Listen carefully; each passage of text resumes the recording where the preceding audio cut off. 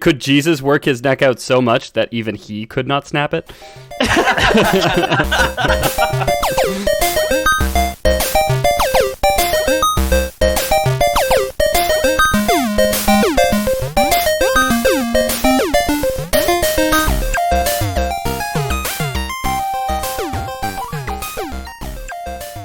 Okay, we're recording.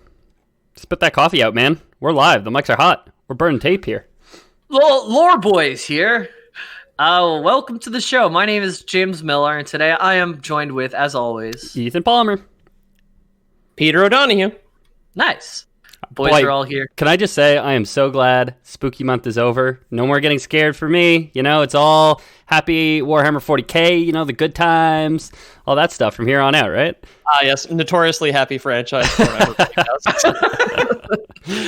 optimistic. Yeah, well, I caught the Halloween bug, and I'm into all this spooky stuff. And I started watching some videos on YouTube about the SCP universe, and I got really sucked in. So it's not over yet, boys and girls. So SCP universe, that's like the kids' version of the ICP, right? So it's the silly clown posse instead of the insane clown posse? Okay, yeah. Then I am familiar with it. Yeah. And it's a world full of monsters in golf carts with Diet Faygo. And it's awful. I, as a Canadian, have never seen a bottle of Faygo. I don't know if they sell it here. You can get it. I've seen it around. Yeah, I gotta go and find me some of that fresh. It's like an Orange Crush, basically. You need a Faygo importer. Oh, I do. Yeah, I need a guy. I was listening to a story on another podcast where they're driving in a golf cart trying to get away from these insane clown posse guys, and someone got whipped in the head with a can of Faygo, and he went, "Ouch, Diet Faygo," and it was a diet one. He knew just by getting hit that it was a diet, not a normal Faygo. They make different sounds because aspartame and sugar don't have the exact same density. True. So they do make a different noise when they hit you in the back of the head. Right. Only on a golf cart, though. That's the controlled environment of the Juggalo golf cart. Yeah, well, the aspartame one's lighter, right? That's why they would call it like Faygo Light, right? Right. Like Pepsi Light. Yeah, I would assume so. Yeah, Pepsi Light. That's something I've totally heard of. I know Ethan doesn't really know much about SCP so far. What do you know about it, Peter? Okay, so I only know really about it in reference to the game Control, where it's like sometimes like mundane objects get haunted and or get extra dimensional powers and shit. And I know there was like this free game for a while, like SCP-117 or some shit, where like there's this big like totem baby that could snap your neck when you blinked. And it was like a horror game. And I know the SCP thing, like that was part of the title, and it was like a painted, it looked like a kind of like a tiki thing. SCP-173 is the one you're talking about, and that'll be the first SCP we cover. I played that game where you use spacebar to blink. It was probably SCP Containment Breach, which is the popular one, but I'm not sure. Whatever. Yeah. It was free. So I was fully under the impression that this was like a horror fan fiction site, like Creepypasta on Reddit. Oh, it totally is. So it is, yeah. That's where it comes from. I think it started back in like 2007 or something like that. And it started on 4chan. It was a lot of copy pastas of scary stories like Creepypasta. And it became like scp.wiki.com, which is like a curated place where all this fan fiction goes. Scary copy pasta? I think it's supposed to be special containment procedures. I was going to say, if you don't know what the abbreviation means on the episode about SCP, then we should just cut the reel right now. It's like a safety something protocol too, but I don't know if that has anything to do with it. Cool. Yeah, it's a fictional organization documented by the web-based collaborative fiction project of the same name. Within the website's fictional setting, the SCP Foundation is responsible for locating and containing individuals, entities, locations, and objects that violate natural laws. So if this is something that should not or cannot exist, a bunch of secret scientists are going to find a way to contain it so the real world stays safe and also doesn't know about this stuff. Right. Okay. Yeah. The most of the works consist of special containment procedures. So there's like a certain format that you get on the website that it has the item, which is SCP and number. So SCP-173 is the next snapping one we're going to talk about in a little bit. It has a class, so category name. Like not all of them are equally threatening, so they have different classes. And then a description of how it's contained and any additional information that they have about it. Okay. So some of the crazier ones, I stuck to the more mainstream ones for our first episode just to kind of touch the big ones, but there's some crazy ones like a toaster that forces you to refer to it in the first person, and you become so much like the toaster that you say, like, if you removed a screw from the toaster, you'd say it's my screw. And there's no way to write or interpret anything about it in anything other than the first person. And if you spend enough time with it, you'll do things that a toaster would do, like put toast into you and expect toast to come, or bread into you and expect toast to come out. Or put toast into you and expect burnt toast to come out. One lady ate 10 kilograms of bread after getting this toaster and died of internal bleeding when her stomach burst. Another man, very 7. Yeah, another man almost starved because he put a piece of bread in and toast didn't come out for like weeks, so he wasn't eating anything, just waiting for his toast to come out. And like all the service here, yeah. In the wiki page, like if you read about it, everything is saying like my toaster, or like when you plug me in, I can make bread and stuff. So I'm gonna assume that it's a toaster oven, and he thought, because you know you could turn toaster ovens on like the timer never ends if you like turn the dial downwards. So I'm gonna assume he did that, and that's why he never heard the ding. You know. Yeah, that's another fun thing about this universe is it's all community driven. So Lore Boys canon can be actual canon because everybody's just making it up. So why not us? All right, well, listeners, after this episode, you go onto the SCP Foundation wiki and you get fucking editing. Start it. Yeah. Yeah, so there's different levels in the SCP universe. Like to do these tests, they have scientists who design the enclosures or the different tests to see what they do. But to help with these dangerous tests, they have D-Class citizens that are usually recruited from prisons, usually death row. That's us. Yeah, just a couple D-Class boys, huh? Yeah, they'll take you and they'll just throw you in. So like, for example, there's one that's like a never-ending staircase that goes down and down and down, and you hear the sound of like a crying baby. And the farther you get down, as soon as you think about turning back, a face will appear, and you'll usually collapse. And it's really, really spooky. But they're not going to send a scientist in for that, so they send someone on death row down an infinite staircase to be confronted by a face demon. So I can't remember why I brought up. I was talking to my fiance a couple days ago, and I was like, I love when they're just like, oh no, we eliminated the death penalty here, but we have like sentenced this guy to 160 years in jail. And I'm just like, it's such a good loophole. It's sentenced to 160 years falling down a flight of stairs in a laboratory. Yeah. There was a headline recently where like Harvey Weinstein, because he got 4 consecutive life sentences, right? Yeah. They were like, the headline was, lawyers say Harvey Weinstein will die in jail if he's not let out. And it's like, well, did you expect him to fucking survive the 4 consecutive life sentences? Like, yeah. So SCP has all of these numbers. Maybe Harvey Weinstein would be like one of the more recent ones. So he'd be SCP 3000 plus, probably. Okay. Yeah, this certain SCP here, you get your movie, but at what cost? Yeah. So SCP-001 through 999 was written in 2007 to 2011. 1000 to 999 was 2011 2013. 2000 to 2999 was 2013 to 17. And anything 3000 plus is from 2017 till now. So just by seeing the number, you can kind of know when it came out in the lore of SCP. Okay. What season? I was gonna say like which arc, right? Yeah. So all of the SCPs have classes. Usually, it revolves around how easy it is to keep them in a place and away from the general public. And there's 3 main classes. There's other classes like this one exists only to keep this other one in captivity, which is like a Therid or something like that. But we're gonna just focus on the main 3. And then you have what is it? Reading, writing, algebra. Reading, writing, arithmetic. Safe, Euclid, and Keter. Keter. Okay, I know Euclid.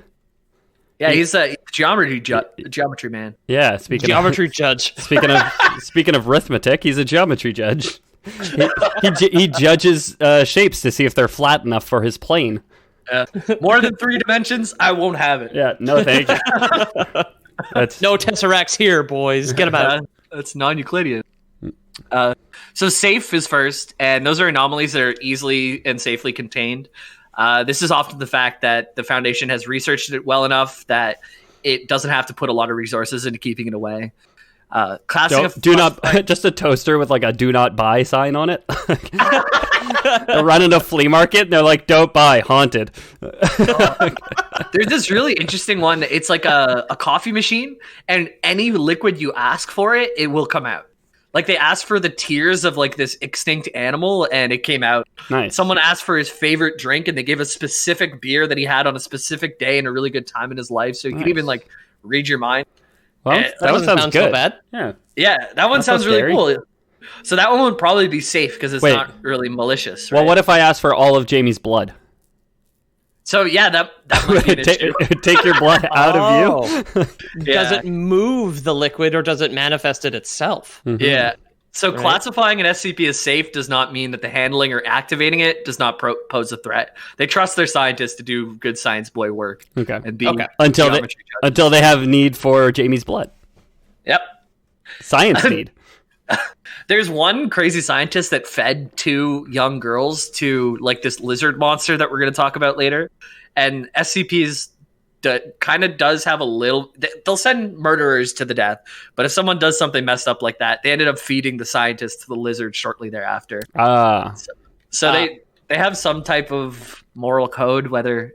Not gonna lie, just having a straight up lizard monster does not strike me as very SCP. That's not very SCP of you, because I always kind of thought of it as like haunted interdimensional objects with obscure powers, where it's just like, yes, here's our toaster, our soda stream, a VCR, and then our reptile man who eats orphans, and you're like, okay, cool. Yeah, what? The lizard we're going to talk about later is one of the most famous of all the SCPs. It's SCP-682, and it's nicknamed the Lizard Forgotten by Death. Like, it's almost impossible to kill. And we're going to get into that. That's our last one we're going to cover, but it's not just a normal old lizard, yeah. Okay, Pete, so keep your quips for the story, would you? Now you found out it's an immortal lizard man. You know what I mean? Oh, maybe we'll uncover some more facts about this enchanting man. And the lizard man tries to convince you it's a toaster for some reason. It's all very like standard suburban appliance related. or tries to convince you it's not a pair of tongs. Oh. I like to think that there's one guy who was on 4chan and his biggest enemy was a fucking toaster. Like he can't cook for himself or anything. Yeah. So we had safe. Safe is like, it could be dangerous, but pretty easy to keep under wraps. Next is Euclid. And Euclid are anomalies that require more resources to contain completely, where containment isn't always reliable. And it's usually because they don't understand it yet. And if the object or being is sentient in any way, usually it'll be Euclid, just because sentient things are less predictable than, say, a toaster. Right. Okay. Yeah.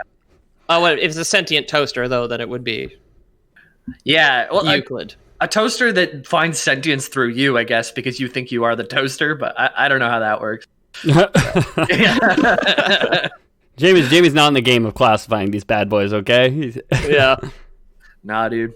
Keter is anomalies that are exceedingly difficult to contain consistently, and if they were to get out, they could completely ruin the world.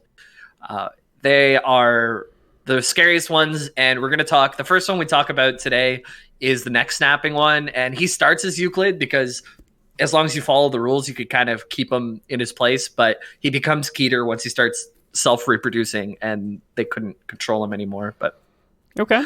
Yeah. So that's kind of the groundwork. It's a secret society of things, and they keep magical beings and objects under wraps from the general public and classify them under a bunch of different ways. If you go on the website, scpwiki.com, you can check this out yourself. You can press like a dice button and just land on a random one, and they're really interesting to read through. It's a lot of creative writing, and I find it really cool. Neat. It's like a community blog where they just try and write silly stuff about haunted objects. Yeah. Like at its most basic level. Yeah, exactly. So the first one we're going to talk about is SCP-173, and I'll pop an image into the boys chat for us. Jamie, are all the numbers going to rhyme with SCP? I noticed that at least one other one will today. Let me double check. Jamie, what am I looking at? Should I be aroused? This is the Tiki Man I was talking about. Yeah, so this thing is made completely out of concrete and rebar. Okay, and good. With a little bit of, I believe it's Zyrex paint on its face. It's the name of it's just the brand of the spray paint. Or it's Krylon. Here it is. It acts a lot like the ghosts in Mario games. If you look at it, it can't move. But if you turn away, it can approach on you like really quickly. Oh, so now I see why self-replicating is a problem. Yeah. I don't got eyes in the back of my head. Yeah, exactly. You need to do like the hunters in India who are watching out for tigers, and they put a mask with big eyes painted on it on the back of their head so the tigers don't ambush them. Yeah. One of the other SCPs comes up with a solution like that later. Oh, yeah. It's... No. Is that old guy bothering you? Here. Just take these googly eyes and glue them to the back of your head. You'll be fine. on the big springs. Yeah. I don't know how I'd describe this thing. It almost has like a baby-like body where the head's really big and then like the limbs are kind of shorter. But it really doesn't look like a baby either. It's tall. It's kind of beige-ish, and it has scratch marks on it for where it's like concrete body is scraped around its cell. I think it's baby-like in the way that its head is too big for its body, right? It looks like if you've ever seen a picture of a fetus, it looks like that, where the head is way too big for its stumpy little arms and legs, and it doesn't have fingers or toes. Yeah, and you know which side is its face because it has like this weird spray painted thing on it. Yeah, you know which side is its face because it has a face painted on it, Jamie. Yeah, it has the dead giveaway. Yeah, exactly. So when unwatched, it can move really quickly. So imagine you're in a dark room with this weird fetus-looking thing, and you just blink. It can move so quickly that by the time you're finished blinking, it would be feet closer to you, which is a little creepy. I don't like that. Yeah. Its whole goal... Is the original solution to this guy just having two people in the room at all times and they alternate blinking? Yeah. Okay, gonna blink, Roger. You good? Yeah, I'm good. You go ahead, blink, buddy. Okay, I'm blinking now. Okay, I'm done. You joke, but that's the exact way they handle it. They send three people in at a time, one person to do whatever they're doing the reason they're in there for, and then the other two stare into its eyes and signal for blinks for each other so they can take turns blinking.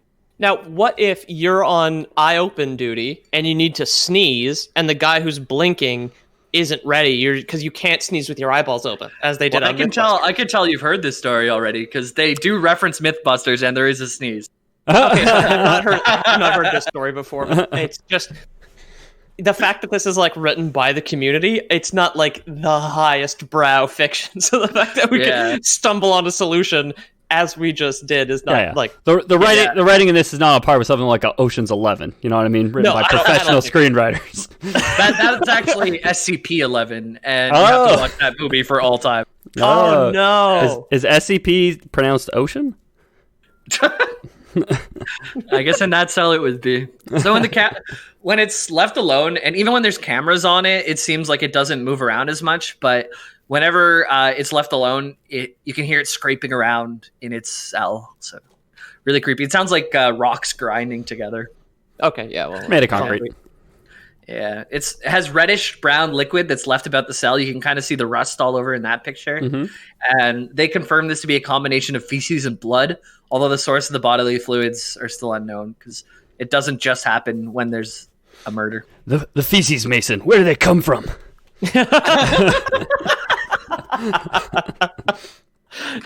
Yeah, we've got this Vietnam vet like locked underground. He's rubbing shit on the walls. So like, the poop, Mason. What does it mean? So during the normal procedure of cleaning its container one day, SCP-173 started But why to do they clean it? Oh, it's inhumane to not. They got to do tests, so I guess when they send the people in, they don't want too much blood and feces. Oh yeah, we have to hose off the concrete fetus. It'd be immoral to keep it in its own film. People got to go in there too. It's got to get transported around sometimes, I guess. They're running a business here. Okay, yeah. Is it a business? What's their business model? They're just waiting for the coffee machine that produces gold instead of coffee? I don't know. The farmer cut open the coffee machine to find nothing but like filters. Easy bake oven that can steal money out of the U.S. Mint. Yeah, I'm sure you guys are on par with all the other 4chan posters who are poking holes in the story too. That everyone originally posted, but I'd like to think I am barely smarter than someone who uses 4chan. Only barely, because I don't actually go to the site. So two people need to hold eye contact with it at all times and signal each other when to blink. And I'll tell you a story of what happened the first time it reproduced. So D-Class John Avery, he was staring unwaveringly into the eyes of SCP-173. To do anything in there, they send in 3 people minimum, and they lock the doors behind them. In case anything goes wrong, it's just going to go wrong. So John called out to his backup, who was supposed to be looking at the same guy, saying, "What are you looking at?" Because he noticed he was behind him and not next to him where he normally was. And then John heard the worst sound any human being had ever heard. The sound of his partner sneezing coming from 6 inches from behind his head. Oh. And for a second, John remembered an episode of Mythbusters where he had to see if a human could sneeze and keep their eyes open while sneezing. But John didn't catch the end of that. So he didn't know how it ended. There was a sick, wet thud, a horrible ripping sound, and the sound of a scream that ended just a little bit too quickly. John held his stare with the original SCP-173, just too afraid to look away because he'd know that would be his death. And the sound of grinding stone approached from behind him and promptly snapped his neck. And SCP-173 had duplicated itself without any explanation. So there was 3 people in there, 2 people were staring at it, 1 sneezed, and they all died. So I guess the guy had like noticed it and then like went to go like back to back and like saw the other thing and then sneezed. Or it snuck up on him and tickled his nose with a feather before snapping his neck. When I was looking through just the names of them to find like the interesting ones to talk about today, the tickling monster is one of them. Oh no. So SCP-173 actually multiplied many more times after this, and SCP didn't really, like, the Foundation didn't know what to do. Every time it happened, they would just split them up and have the same procedure. Only 3 people go in at once, and they all have their individual cells. But they found out that, like, they see how it's kind of in the corner with its hands on the walls in that photo? Yeah. They would target the one that's closest to them. So if they were 5 over to the cell to the left, one would go to the left and the other one would go to the right. And it's like they're communicating through vibrations in the walls. And they seem to have hive mind. As eventually, as more and more of them duplicated, they actually escaped the whole place. And they ended up going somewhere that was redacted. That's something that's really common on the website where there'll be redacted bits. It's like a way to tell the story, I guess, and keep the mystery. Yeah. So it was redacted where... redacted, like, 2 parts unknown is, like, more enchanting than saying, like, to Tulsa, Oklahoma. Right? Yeah, we just went to a Baskin Robbins. Yeah. We did the Lovecraft episode just last week, right? Like, it's a pretty common thing there, exactly. too. Indescribable horror. Yeah. So they went all somewhere, and SCP nuked them and killed, like, the majority of them. There might be still some out there in the world, but they haven't found them. And they think they're safe, except for they still have 1 in captivity, too. So you can break apart the concrete fetus and kill it, technically? Yeah, some of them are killable and some of them aren't. This one seems to be killable. I think a nuke is hot enough to melt concrete. Sounds right. Maybe I never played with one. Yeah, but I don't know. It just seems like it's like, yeah, we're gonna nuke the haunting out of it, and then that worked. they were like, that's enough trying paper. Time to add nukes to this mix. And that kid on the playground the kid on the playground who shoots nuke and is like, no, that beats everything. Okay. Interfere borax Poindexter. It's time to get some nukes on the field. Yeah. I guess like whoever wrote the escape story also had to cover up the end of the entire world where everybody's necks get snapped, or else nobody else could really write fun stories. Yeah, because I don't remember that happening. I didn't get my neck stabbed yet. Not yet. Nope. Oh, there's something in the corner. Just don't look away. Don't blink, Jamie. It's easy. All right. Well, that's SCP-173, and it's like a killing machine. And later, when we come back to our unkillable lizard, they're gonna fight each other. Whoa! Really? Yep. We're gonna see what happens. But next, we were celebrity deathmatching this. Yeah, that's what they do. There's this lizard that they just really hate that we're going to talk about last, and they started exploring other SCPs on how to kill that lizard, which is kind of his eyes. He never has to blink. Think about it. I think they need a giant bird. Yeah. Maybe birds sometimes beat lizards. Birds sometimes eat lizards. Not like a Komodo dragon, but I don't think this thing's as tough as a Komodo dragon. Well, yeah, we're going to find out. I think a Komodo dragon's tough as fuck. Next up is, it also rhymes with SCP. Actually, I think all of them do. SCP-053 and, 682 will be the lizard. So okay, we broke the rhyming spree, but shit. Okay. SCP-053 is known as the young girl. It's a Euclid, so it's dangerous, but it's not so dangerous it's going to blow up the whole world kind of thing. Mm-hmm.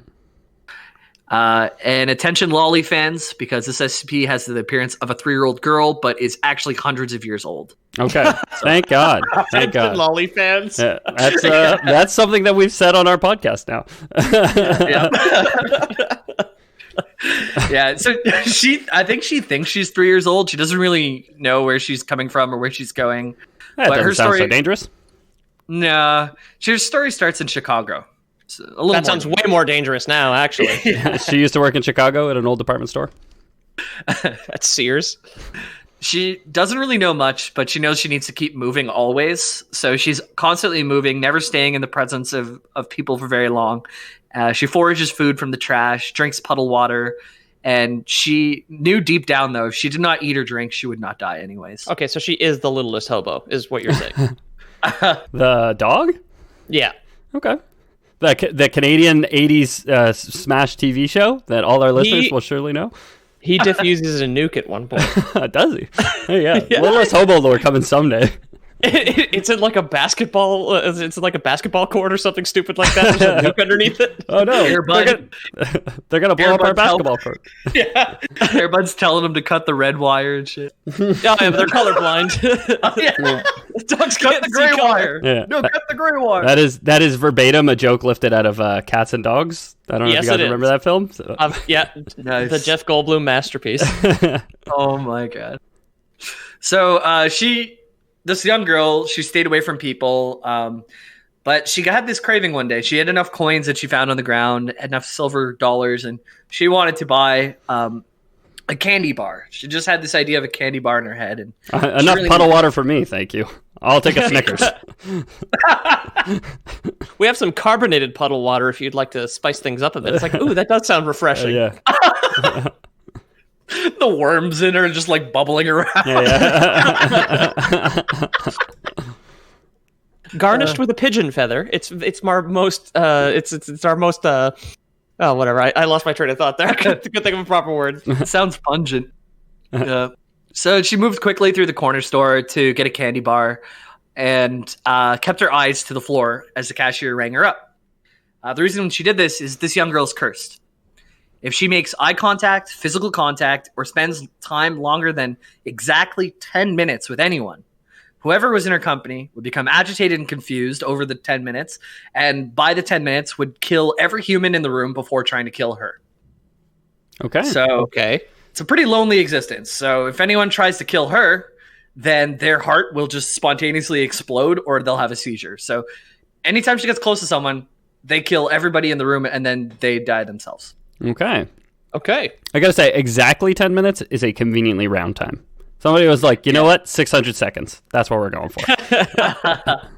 Well, yeah, they use it like in the storytelling. Like there's a video I watched of an interview with one of the SCP scientists and the little girl, and kind of like his demeanor changes towards the last 2 minutes, and he has to be dragged out of the room and stuff. And it's kind of cool. And anytime they have to interact with her, there's always a 10-minute timer, so it creates a sense of urgency. There really should be a 9-minute timer. I was going to say, should you set a shorter timer so you have a little bit of give? Yeah. I was thinking that too, because it really seemed like that guy lost control in the last couple minutes.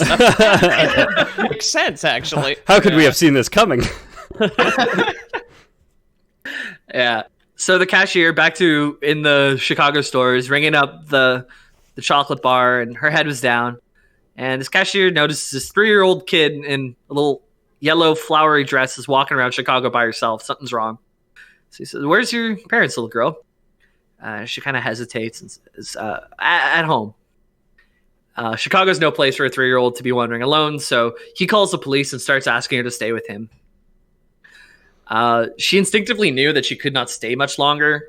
People milling about the store were starting to become confused and angry, and even the cashier started to feel a strange sensation coming over him. The cops arrived right at that moment, and just as mild paranoia boiled over to white-hot rage, one of the police officers drew his gun and shot his partner and started opening fire on all the people in the store. Okay. Wait, he hasn't been there for 10 minutes? No, but he's a cop, so... Oh, his natural reflex. Yeah, that's it. He's just doing what Chicago cops do. Yeah. We got a call here that there were some civilians that needed to be murdered. Yeah, okay. We got a call about an abandoned 3-year-old girl. Don't worry, I'll go shoot them all. Kill everyone around her. It's an absolute bloodbath. Eventually, only the cashier and the little girl are left. And he reaches for the police officer's gun on the floor. And as he picks it up to point it at her, his heart just explodes in his chest. So now you have this little girl just sitting in the middle of a store with just blood and bodies everywhere with her little candy bar. And she walks out. Time to leg it, girl. That's a crime scene. What kind of candy bar was it? I left it for you guys to decide. Ethan said Snickers so far. No, but now knowing more about her, I'm going to say either an Almond Joy or a Three Musketeers. Okay. I was just going to pick my favorite. It's the Mirage bar. Wow. Yeah. What candy bar is good for 10 minutes and then makes you want to kill yourself right at 10 minutes? Because it's probably that one. So the Mirage bar, the thing is, if you do like the arrow, let the bubbles melt, where you just let it melt on your tongue, then it might take you 10 minutes to eat a Mirage bar. Yeah, that's true. And then I would go ballistic and kill everyone around me. Yeah. When I'm out of sweet Nestle chocolate. So that night in an abandoned warehouse, she made her way to, like, I guess one of the places she sleeps, I guess is an abandoned warehouse. She opens up her little candy bar and she starts eating it. And she gets a dart into her shoulder. She starts to pass out. She'd been sedated. And she awoke in a 16 by 16 foot room with a nice bed, coloring books, toys, a hot meal. This is more than this little girl had in many years. Animal control got her with the dart and the net gun. I was picturing like a mid-90s George of the Jungle-esque guy in like a leaf tutu with like a dart gun that had come out of the jungle to shoot her. Like a blow dart? But animal control makes a lot more sense. SCP got her. I also like that you can't shoot her with a gun, but you can shoot her with a tranq gun, no problem. Yeah, I guess they didn't mean to kill her. Or there's like this must be good intent, right? Yeah, and all of these things, like, if you guys want to poke holes in them, you'll be able to poke holes in all of them. I don't really think that's like fun or useful, but we can do that. Glad to know you don't think we're fun or useful, but well, it's like it's internet stories. Yeah. I think we're going to be able to poke holes in it, but yeah, so she got hit by a dart. I guess there's no malicious intent or something. Or maybe she hadn't spent enough time with the people to lose their mind. Maybe there's like a system where they had her for 5 minutes and they pass her off in another van and another van and another van. Oh, yeah. So this is originally my question. Like, when the cops show up and go crazy immediately, like, does she have like a 10-minute timer in a room? And if you get there at like, 9 minutes and 59 seconds, do you just go ballistic immediately? Is it like a ticking thing, or is it starting as soon as you make contact kind of thing? Maybe it's not because she's affecting the people, but maybe the people are also affecting her, where like her signal is getting stronger and stronger the longer she's around normal people. Okay, so by the time the cops show up at 10 minutes, she's like already at boiling point, so they just walk into like boiling point. Right? Yeah. I liked your explanation better, though, where they just Chicago cops. Chicago cops. Oh, yeah. They just get all there. cops are bastards. Chicago police with standard procedure. I got 2 days left to retirement, and I haven't killed any civilians this month. It's the 29th. I gotta get my quota. Maybe SCP-44 stops little girls from making hearts explode, and they had them in the van like for the trip or something. Yeah. Maybe. Anyways, they got her back to the SCP home base, and they had a nicer place than she had known in her whole recent life. The guy who's talking to her in her room when she woke up has a full hazmat suit with a steel cable around his waist and a 10-minute timer on his wrist.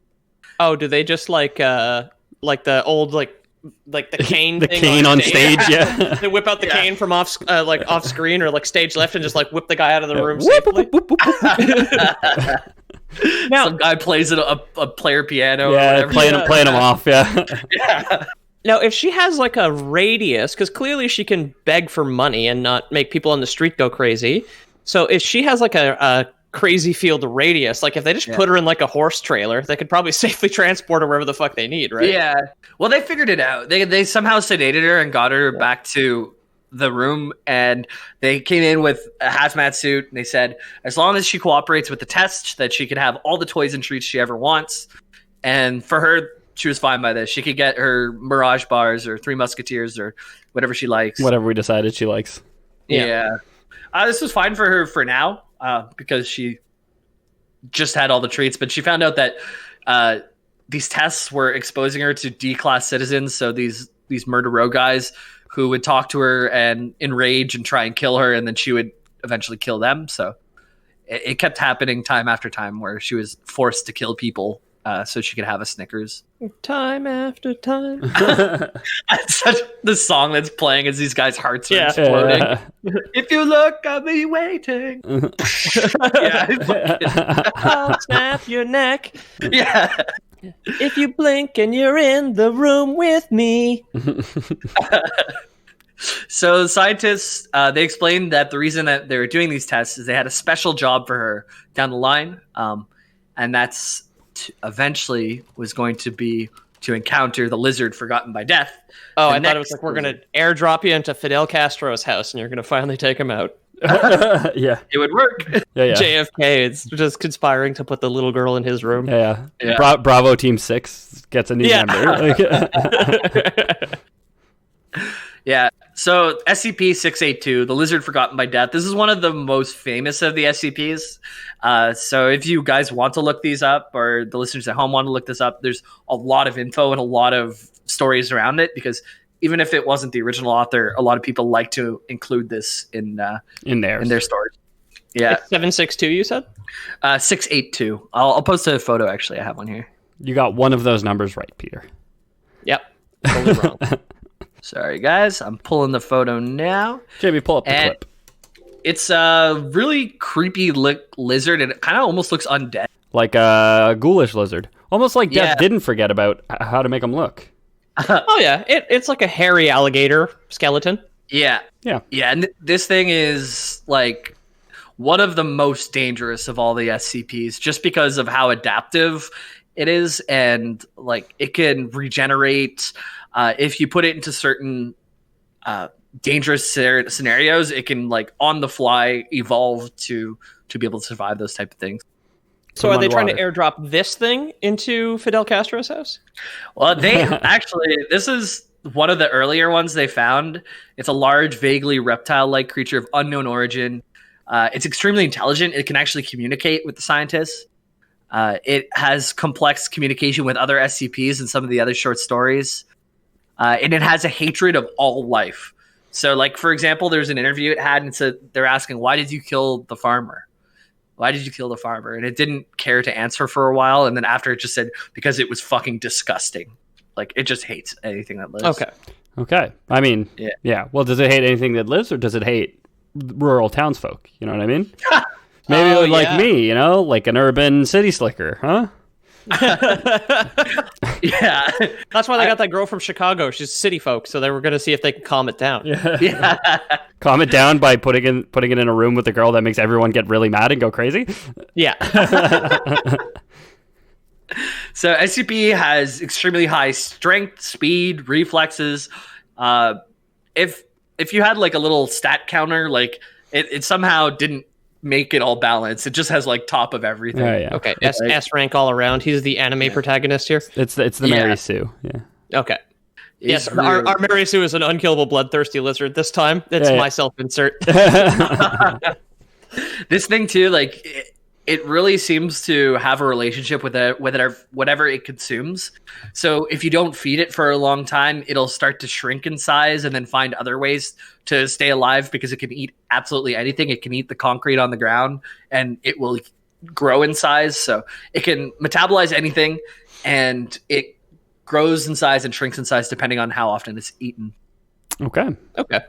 So presumably shooting it into the vacuum of space might do it. We're gonna talk about a few ways it tried to kill it, and I would suspect it wouldn't. Okay, cool. It's cool. It like really just finds a way. What if you put it into a boxing match with our Lord and Savior Jesus Christ? So hit him with the rope-a-dope. Didn't think of that, did you? Yeah. So it seems SCP-001 is Jesus. Yeah. well known as a carpenter and a pugilist. Yeah.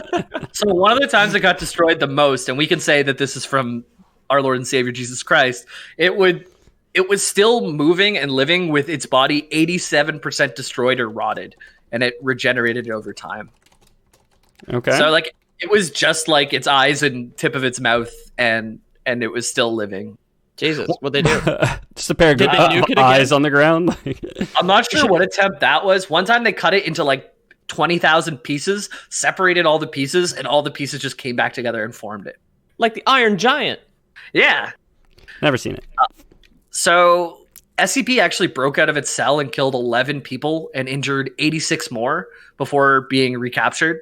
So it killed a lot of city slickers as well. Okay. Catch it. If it's completely unkillable, does their random like psychopath girl trank dart work on this thing too? Unkillable, not uncatchable. Okay. Yeah, I never said it was immune to nets. Oh, that's true. So the way that it broke out is it was introduced to SCP-162. The concrete baby? No, this one is the one we haven't talked about. Okay. This one is just a jumble of fishing line and sharp objects and hooks. Okay. And anyone who makes contact or gets close to it will just get hit by 1,000 hooks and hung out and slowly bleed out. Caught in the net, basically. Oh, okay. Yeah. I thought it was gonna like get them all tangled up and catch them like a dolphin. Yeah. You always gotta cut your fishing line before you put it in the trash, right? Yeah, I was gonna say. Yeah. You get caught by you get your neck caught in a 6-pack holder. You know? Yeah. I didn't look this one up too much, but it's really relevant because it was one they introduced those two together. They were hoping one was going to destroy the other. And what actually happened is after a 6-minute fight, 682, the lizard, lost one of its front limbs and its bottom jaw, and then broke out through the window that scientists were watching from and went on a killing spree to kill those 11 people and injure 82 others. Okay. So it was weak, but not defeated. This room that we're putting these unstoppable killing machines is completely impenetrable, except for this 6 by 10 foot window that we're going to be viewing the fight from.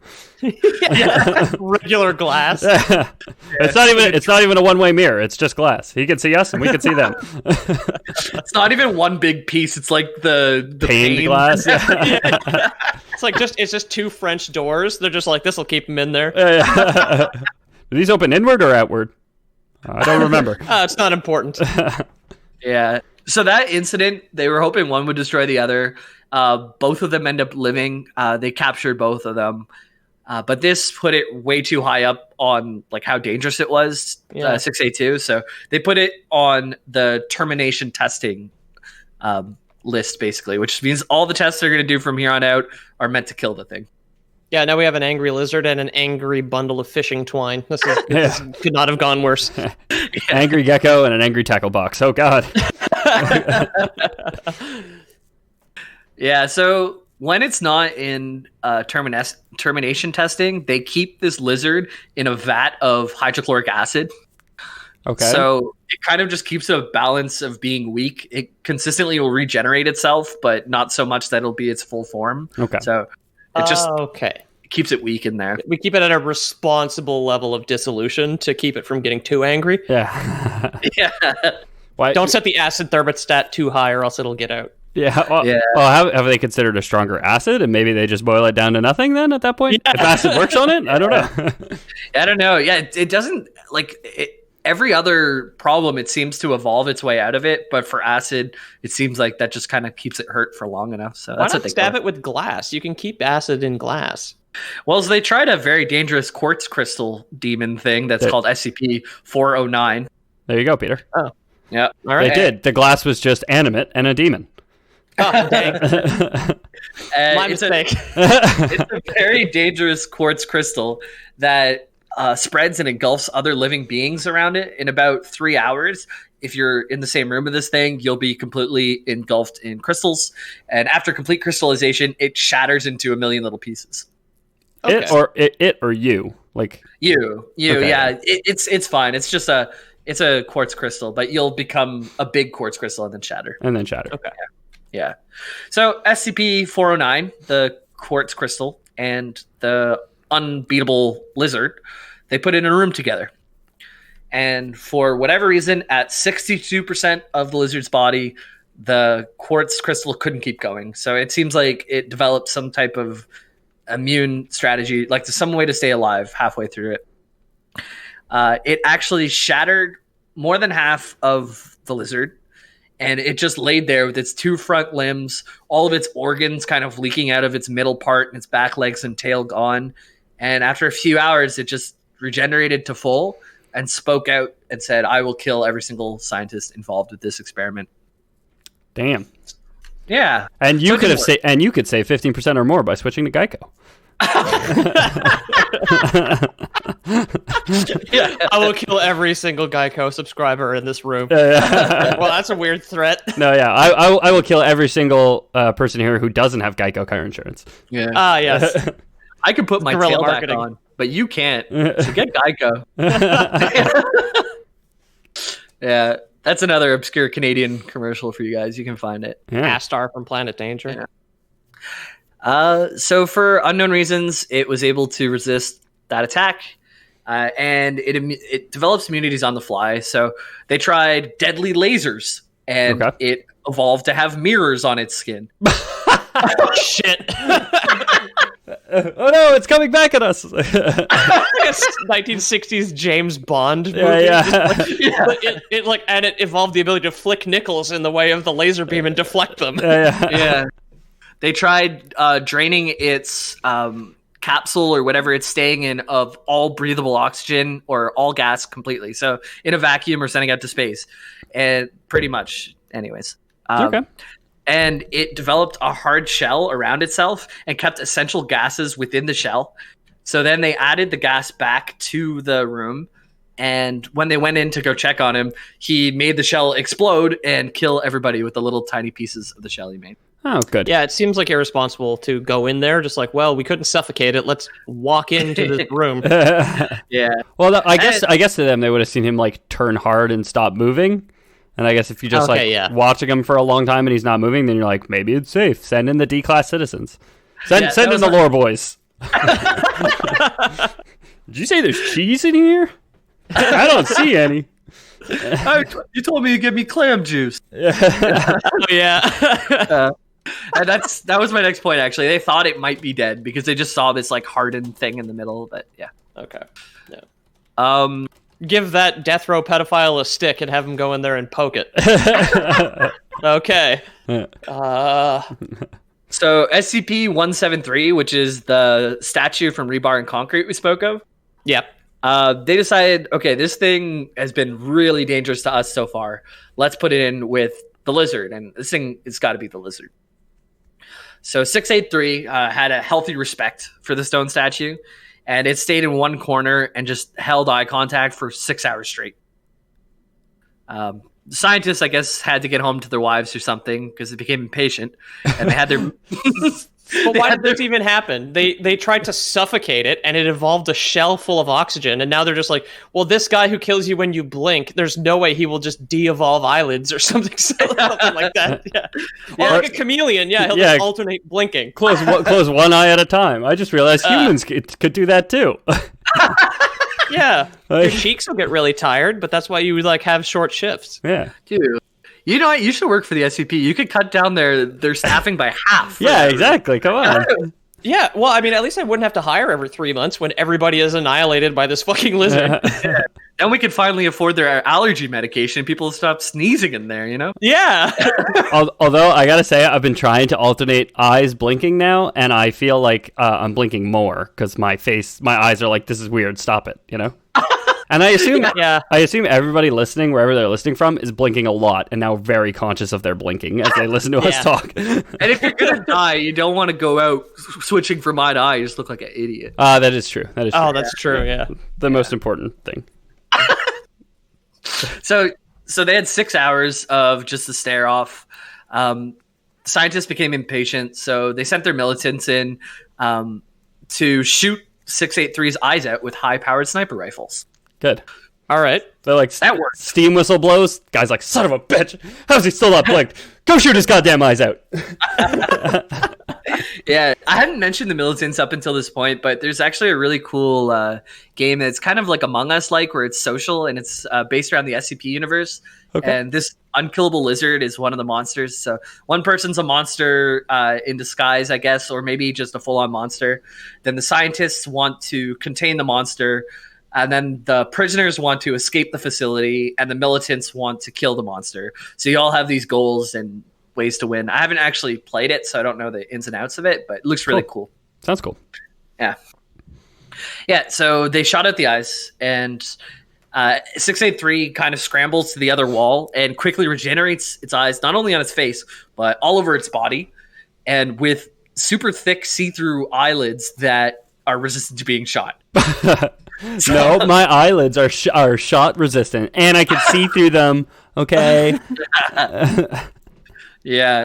So after 12 more hours in the standoff, they realized that whatever they're going to do, these are two really, really powerful SCPs, and they're probably just going to stay at a standoff forever. So they returned them. That seems very safe.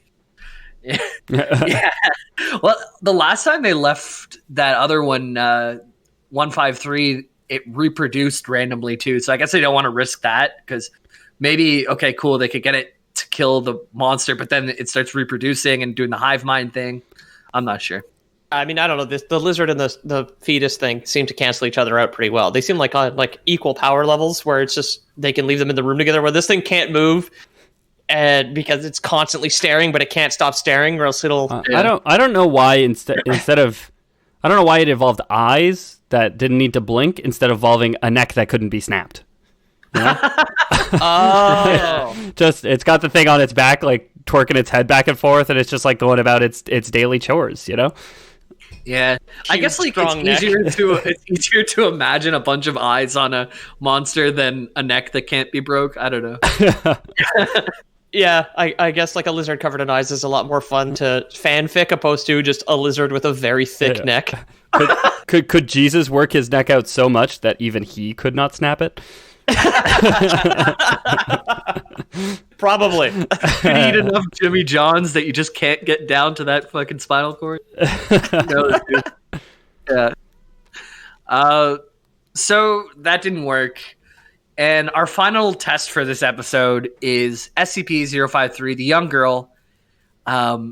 She was going to be sent in with the monster. Was going to be blow up its heart. Well, she is going to be in this time. So you could probably guess that the ultimate purpose of all the testing of her killing prisoners was kind of a lead up to this moment. They're trying to see how her powers worked, get the time frames right, and all that type of thing. Oh yeah, that certainly killed him. But was anybody timing that? Like, oh no, dang! Send another one in. Yeah. Safety cane in place, just like around his waist, just ready to yank him out off stage. They got so they're sending the girl in. So they're gonna have the girl, the lizard, and Flava Flav, so they can observe his large clock that he hangs around his neck, right? His 10-minute round the clock. Yeah. So she gets put in there, and she's really scared at first, and the lizard is just staying still on the other side, just looking at her. And then it evolves a bunch of Mirage candy bars, and all of a sudden they start to work together. So she builds up the courage to move closer to the giant lizard. This is the first thing that isn't really enraging just yet, so she goes up, no reaction. She gains confidence, and after 10 minutes pass by, and and he didn't die, and he didn't try and kill her. She was jumping for joy at this point. It's the first friend that she's had ever. Hell yeah. And she plays with the docile monster, and he even lets her draw on his face with crayons. And one of the most hateful and aggressive creatures in SCP history. In her presence, he was like overgrown puppy, pretty much. Oh, a fake mustache drawn on his face. So I don't know. I don't know if you have. I don't know if there is a written reasoning for this, but here's my take on it. Okay. So girl goes into the room. He recognizes the reaction that he's having, where he's getting like mad and he's kind of like losing control. So he develops an organ to counteract that, but he overdoes it or underestimates how strong she is. So now he's just overproducing like docile and like calm energy instead of the angry energy. That might be it. It's not really explained why, so that's just as valid. It sounds like Cindy Lou Who and the Grinch, honestly. Yeah. Eventually, to both of their distaste, like they were removed from each other. Like she was sent back to her little room. The scientists were all like, no, their numbers. You can't have any friends. We need to kill him. Yeah, exactly. Are you sure he's like really cool and friendly around me? I could just be like the one that handles him for your tests and stuff if you want. No. You go back to your coloring books. We'll deal with him. Yeah, like they got the exact result they wanted. They neutralized both their deadly powers. They're like, well, this isn't the result we wanted. Yeah. So the young girl is eager to meet her friend again someday, and she even speaks to her in dreams, it's said in some of the writings, not all of them. But she goes back to her quarters. She cries for hours because she's separated from her friend, and he lets out a huge roar so loud that it breaks some of the audio recording devices, and he's really upset that they're separated as well. Damn. Yeah. So one of the short videos that I watched, they're all fan created, but this is one interpretation, is that she is one of the 4 horsemen of the apocalypse of death, and this is her steed. Okay. And that's why they have this relationship. And apparently in her dreams, he tells her of adventures that they had in their time before SCP and promises of the future where they'll get their vengeance on everybody. I like that. That makes sense. She's insanity, I guess. Is insanity one of them? They're apparently both death from the one thing that I said. I saw. He's war, death, pestilence, and famine. Yeah. Cool. So they're both like he's the steed and she's the horseman of death. Yeah. War. I have from the Book of Revelation: war, plague, famine, and conquest. Conquest. Okay. Huh? I don't know. I'm looking up dictionary.com. That sounds right. I heard Christian belief. Okay. Well, anyways, that's the quick history of some of the bigger SCPs, but there's literally thousands. Like if you guys want to look them up and suggest them, I probably want to do at least one more of these episodes. I'm not sure when, but I'm really, really into it. And there's some really cool stories. Maybe we can touch on some of the funnier ones instead of the scarier ones next time, because there's like an IKEA furniture store that's haunted and makes its own micro universe and stuff like that. There's some crazy Jamie won't be so upset when we poke holes in those ones, I guess. Guys, please take the Insanity IKEA seriously, okay? No, but I mean, you did raise a valid point. We were kind of shitting on it, like we do with. I mean, we shit on professionally published media fairly often, but it does feel like kind of punching down when we do it now. But I prefer when we make fun things around it rather than crap on the things that already exist. You know what I mean? But I think this was a lot of fun. Anyway, really cool concept. Some of these stories sound really cool. I'll probably go check them out. If you guys want to check us out, you can do so at loreboys.com. Please head over there.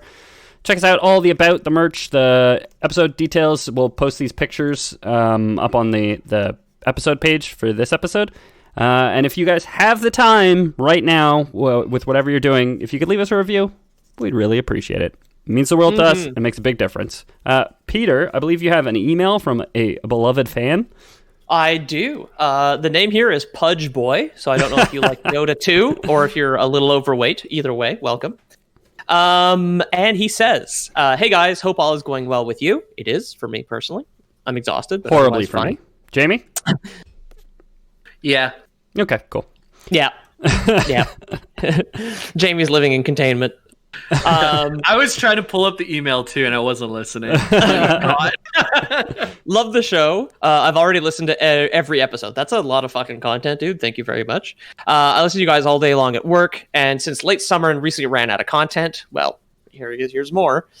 Since then, I tried listening to other podcasts, and everything I find just doesn't match up in comedic quality nor quality of lore. There you go. Yeah, it turns to ash in your mouth. That is the curse. You best start believing in lore, boys. Oh, yeah.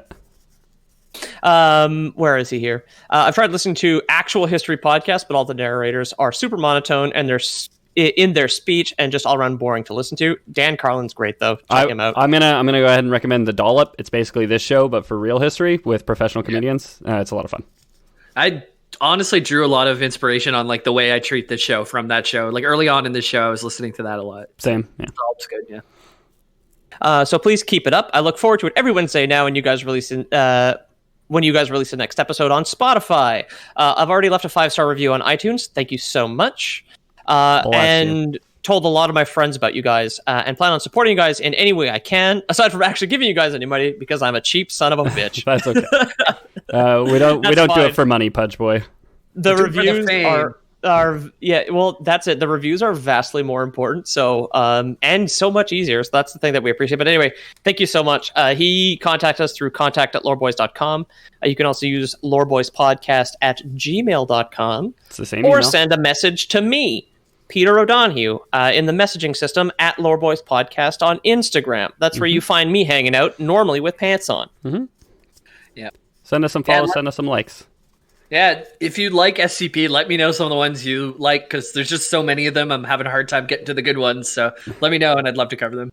And there was a big discussion on it today in the Lore Boys Discord. If you want to join, there's a long-standing invite on the website, loreboys.com/about. You should find the link to the Discord there, and you can come in and suggest us all kinds of stuff. It doesn't have to be SCP. You can tell me to do more Warhammer 40k lore. Please tell me to do more Warhammer 40k lore. I'll get back there someday. We play games together sometimes. I've played some Risk of Rain, some Minecraft. So if you just want to be involved, best way to do it, get in that Discord. Exactly. So thanks so much for listening to the show, everybody. It has been our pleasure. We have been working on our own kind of top secret supernatural phenomenon over here. It's been a long time running. We've had to use some hydrochloric acid that we had a lizard bathing in, and we're trying to. So you've all heard of Diet Faygo.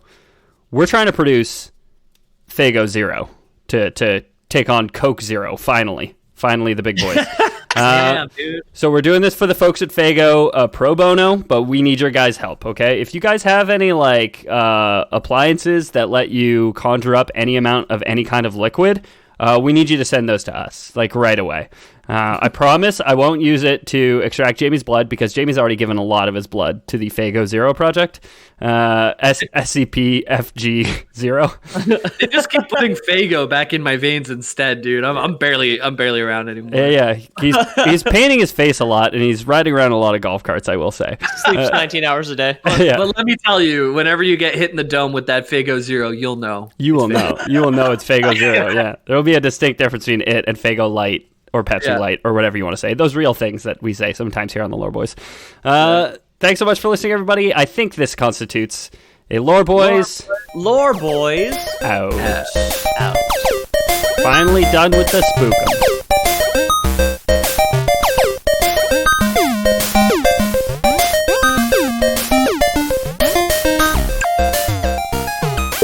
My name's Ethan. Let's do a sound check. My name's James, and my apartment's the boner capital of Montreal.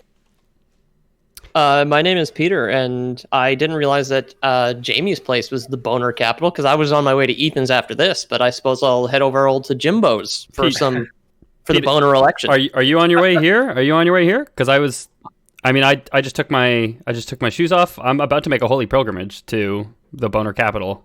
To Bonerland? To Bonerland. Okay. To Boner we need Mecca. to reclaim the Bonerland.